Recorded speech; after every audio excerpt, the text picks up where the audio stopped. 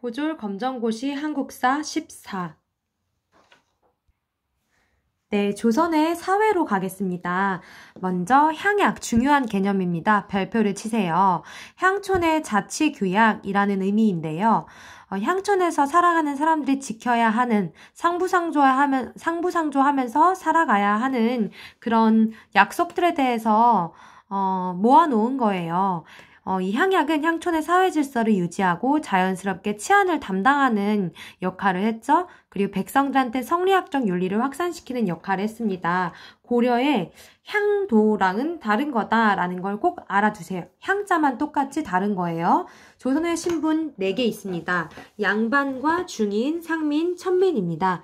양반은 행정관리인 문반과 장군직인 무반을 아울러서 부르는 계층이에요. 지주이자 관료였죠. 수령, 우리가 아는 사또는 이 양반 신분에서 나옵니다. 그리고 중인 같은 경우는 양반과 상민의 중간계층이에요. 그래서 이름이 중인이죠. 중인에 들어가는 직업은 역관, 의관, 향리, 기술관, 서얼 등이 있습니다. 역관은 통역을 하는 통역관, 의관은 의사 등입니다. 이런 전문 기술이나 행정 실무를 했기 때문에 보통 이들이 하는 일인 직역은 대부분 자녀들에게 세습을 합니다. 상민, 보통 사람들인 상민이죠. 농민, 수공업자, 상인이 여기에 들어갑니다. 천민에는 어떤 사람들이 있나 볼까요? 노비, 재산 취급을 했다고 했죠. 매매, 상속, 증여의 대상이고요. 백정, 조선시대 백정은 도살업을 하는 사람들을 이야기를 합니다. 고려의 백정과 다르죠. 그리고 무당, 창기, 기생, 광대, 그리고 백정이 나중에 되는 화척, 진척 등이 다 천민에 들어간다라는 거 기억합시다.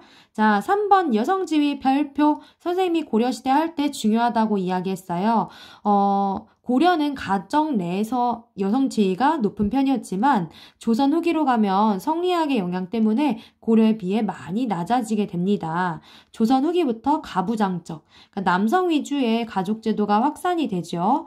양자제도가 시작이 됐다던가, 이제 여성의 재혼이 불가능해졌다든가, 호적을 남자 먼저 기재한다던가, 재산 상속과 부모님의 제사를 모시는 데서 여자는 거의 배제된다는 등 그런 여러 가지 사례가 있습니다.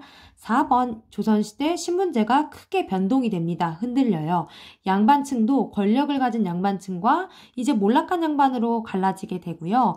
하층민들도 신분을 상승시키는 경우가 많습니다. 공명첩을 매입을 합니다. 이거는 국가가 재정이 부족할 때 쌀이나 돈 같은 걸 내고 명예관직 임명장을 받는 거예요. 뒤에서 공명청 사진은 보여줄게요. 아니면 족보를 위조한다던가. 그리고 중인층에는 이제 서얼들, 양반의 첩의 자식을 서얼이라고 하는데 서얼들은 신분을 상승시키진 못했지만 서얼을 참 예뻐했던 왕이 정조입니다. 규장각 검서관에 등용된 서얼들이 많았어요. 박제가와 같은 실학자죠. 그리고 기술직 중인들도 중요한 관직에 오를 수 있게 해달라고 계속 상소를 올리는 소청운동을 합니다. 노비, 전쟁에서 공을 세우거나 납속 쌀을 바치거나 아니면 진짜 하다 방법이 없으면 도망가는 거죠.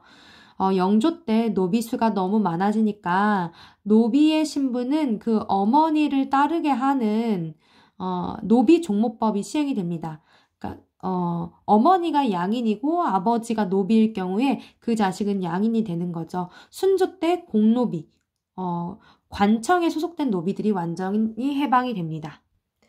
네, 뒷장으로 넘어가 볼까요? 새로운 종교, 조선시대의 후기에 생겨난 새로운 종교 2가지 있습니다. 천주교와 동학만 헷갈리지 않으면 돼요. 천주교는 중국을 통해서 서학, 학문으로 받아들여졌죠. 근데 학문으로 공부를 하던 실학자 중에 일부가 정말 믿기 시작합니다. 그 중에 한 사람 이승우는 이제 세례를 받기로 결단을 했는데 우리나라엔 신부님들이 없었기 때문에 베이징까지 가서 세례를 받습니다. 그리고 동학은 경주의 몰락한 양반 최재우가 창시합니다. 동학의 사상 기억합시다. 시천주, 모실시예요. 누구나 다 천주님을 모시고 산다. 인내천 중요합니다. 사람이 곧 하늘이다 라는 사상이고요. 새로운 세상이 열리기를 기대하는 후천개벽 사상도 있습니다. 자, 조선 후기에 이렇게 사회가 흔들리고 혼란한 상황 가운데 농민봉기가 일어나는데요. 두 개의 농민봉기 기억합시다. 자, 홍경래가 주도한 난, 몰락한 양반인 홍경래가 주도했고요. 원인은 세도 정치와 그리고 평안도에 대한 지역 차별에 저항을 한 것이었어요. 요거 지도를 먼저 보여줄까요? 잠깐만요. 네, 홍경래의 난이 일어난 지역, 여기 평안도 지역입니다. 그리고 아래에서 설명할 전국 단위로 일어났던 그 봉기가 진주 농민봉기예요. 돌아갑니다. 임술농민봉기는 삼정의 문란에 반발을 한 거였어요. 아까 선생님이 얘기한 세 가지 세금 제도가 잘 운영되지 않는 것, 전정, 군정, 그리고 환곡이 이제 탐관오리들의 수탈로 완전히 망가졌죠.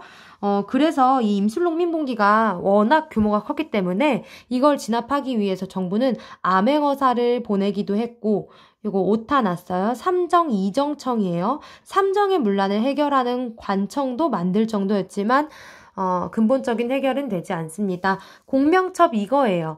이름을 적는 곳이 이렇게 뽕뽕뽕 비어있죠?